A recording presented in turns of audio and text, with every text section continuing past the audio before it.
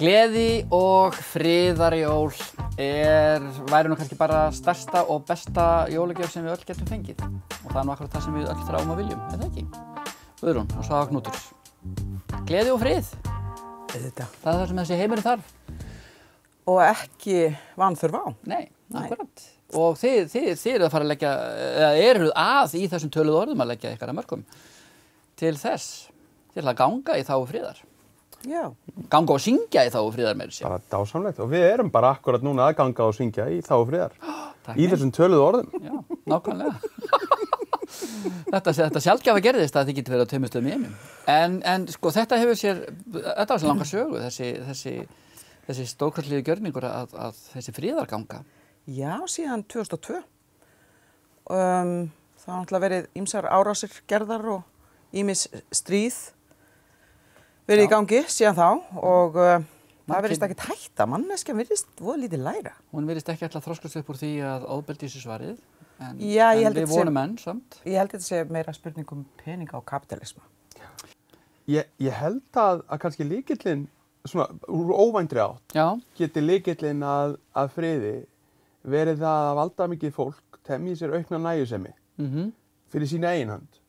Já. En það er ennilega svo algengt að þetta fólk sko stundir nægjusemi fyrir hönd annara. Sko ætlist til nægjusemi á hendi annar en ekki sjálfu sér. Þú meinar svona að krakkar ekki eyða svona miklu? Já, hættið að vera með svona kröfur, en ég vil fá allt sko. Já, nákvæmlega. Og það er þannig sem stríð verða til, held ég.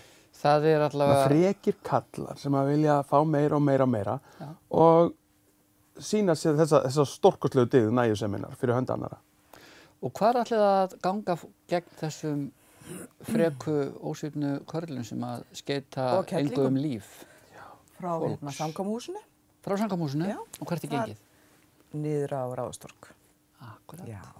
Þar ætlar hann Þórarinn Hjartarson að vera með stutt ávarp, friðarávarp. Já. Og hann er frábær náungi. Og Svava ætlar að syngja fyrir okkur og með okkur. Akkurat.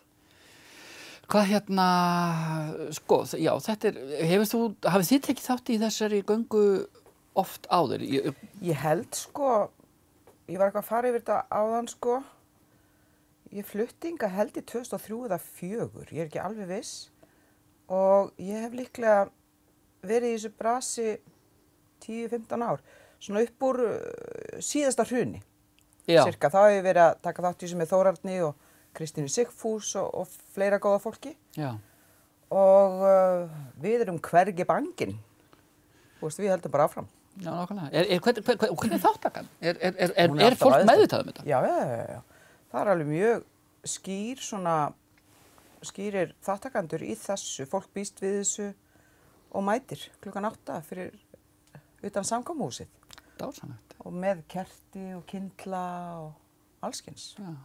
Ég er vissum að þetta er orðin sko þá stór bara partur af því að jólin komi. Það er að ganga í þágu friðar á Þorláksmessu.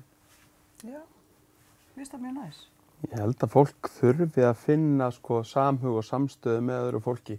Þessi tími ársins er líka tíminn sem við sko hjúrum okkur upp að hvort öðru sko í myrkrinu og köllum eftir ljósi. Já, akkurat. Og svo kemur ljósið.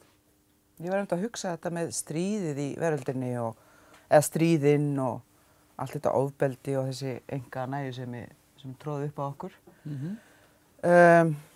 Ég hef verið pínu, nú er ég 50 ár á jörðinni, en ekkert langur tími, alls ekki, en það er búið að taka mig 50 ár að átta mig á að myrkri, þessi tími, það þarf ég að fara inn á við. Það er búið að taka mig svo langan tíma, þannig að það er kannski ekkert skrítið að þessi pleppar séu ennþá bara eitthvað að nota ofbeldi og svo framvegis, af því að fólk þroska svo seint. Eða hvað, er ég eitthvað stúpid? Nei, ég var einmitt að hugsa þetta. Við getum tekið þessi kerti inn á sem dæmi. Já.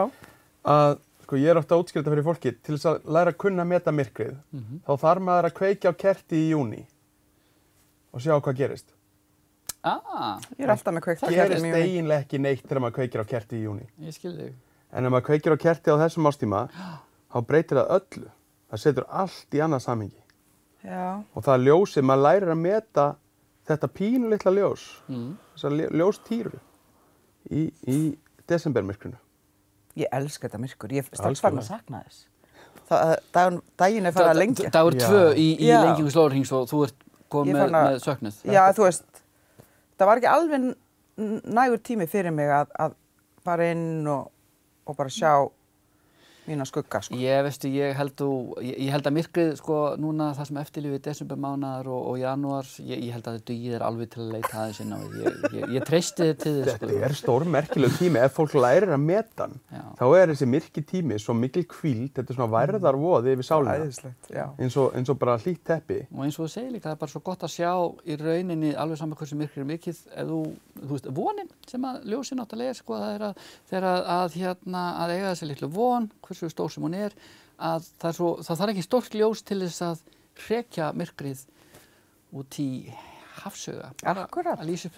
Svo er annað svo stórmerkilegt. Svo kemur janúar, núna næsti mánuður, og Íslendingar sótbölvunum í sandóösku, hann er leiðinlegur og kaldur og dimmur og bö. En það áttar sig ekki á, fólk áttar sig ekki á, að í janúar bætast við 2,5 klukkutími af ljósi. Ég held að sé allir bara í þingu. Eftir þetta jóla crazy. Þetta er einhver neysluþinga. Já. Ég trú ekki á þetta. Janúar er bara mánudagur ársins fyrir mér. Og ef fólk segir, sko, svo segir fólk, ég hata mánudaga. Af hverju? Af því ég þarf að fara í vinnuna. Það hljómar eins og þú þurfir eitthvað að athuga samskipti þín á vinnunar. Já, akkurat. Er það svona illaði vinnuna þína? Já, akkurat. Þetta vinna svona leiðinlega vinnu. Ekki ég. Elska vinnuna mína. Og talandi vinnuna þína, þú ert í þessum töluð orðum, eins og fram hefur komið, þá ætlar að syngja. Og ég að syngja sem ég sé að syngja. Já. Heyrðu, hvað var ég að setja þarna viðtengingarhátt allt í einu? Ég segi það. Af því ég var að hugsa, ég sé mögulega að syngja, sko. Já. Mér líður alltaf eins og... Ég ætla að segja að ég syngja það sem ég er að syngja. Já. En það passar ekki heldur. Hvort láta maður viðtengingarhátt? Þetta er allt í lagi. Mér líður alltaf eins og ég sé Bragi Valdimar og ég þú veist að dæma þig fyrir þetta, eða gefa þig stig eða eitthvað. Viðtengingarháttur er ein nauðsynlegasta, form íslenskrar tungu. Já. Viðtengingarhátturinn. Ok. Ég er ekki alveg að tengja við hann, en það er allt í lagi. Hann kemur í staðinn fyrir please á íslensku, eða pæli. Ha? Já. Ok. Gætirðu, myndirðu, værirðu? Værirðu til í? Já, það er rétt. Viðtengingarháttur. Og það er bara, við notum ekki please á íslensku, en við notum viðtengingarhátt í stað. Viltu vera svo væn? Gætirðu rétt. Viltu vilja? Svavagnútur, viltu vera svo væn að ljúka þessum þætti fyrir okkur, þeim síðasta þessu ári, með einhverju fallegu lagi? Og ég má ekki syngja með? Maður veit aldrei hvað maður á að syngja. En ég er að hugsa, sko, af því að ég lærði svo brjálæðislega mikilvæga lexíu einu sinni á Hlíð. Og ég er hérna upp á hjúkrunarheimilinu Hlíð. Og ég er svo eilíflega þakklátur manneskjunni sem kenndi mér þessa lexíu. Auðmýkt og þjónustu og það að gleyma aldrei að minnast á höfund ljóðsins. Mér langar bara að tileinka þetta lag því fólki sem var viðstatt þetta augnablik í lífi mínu sem kenndi mér svona mikið. Og þetta er svona ljóð eftir lag eftir Ingibjörgu Þorbergs við ljóð Kristjáns frá Djúpalæk. Hinn fyrstu jól. Akkurat. Og hann var Eyfirðingur. Ef þú plokkar... Og líka Vopnfirðingur að vísu, það verður að segja heldur. Já, við skulum láta það fljóta með. Ef þú plokkar þá þakka ykkur hjartanlega fyrir komuna, góða fólk. Ykkur heim sem heimasitið fær ég mínar allra bestu og hlýðustu kveðjur og óskir að þið eigið einmitt gleðileg jól. Hafið það sem allra best yfir hátíðarnar. Blessuð.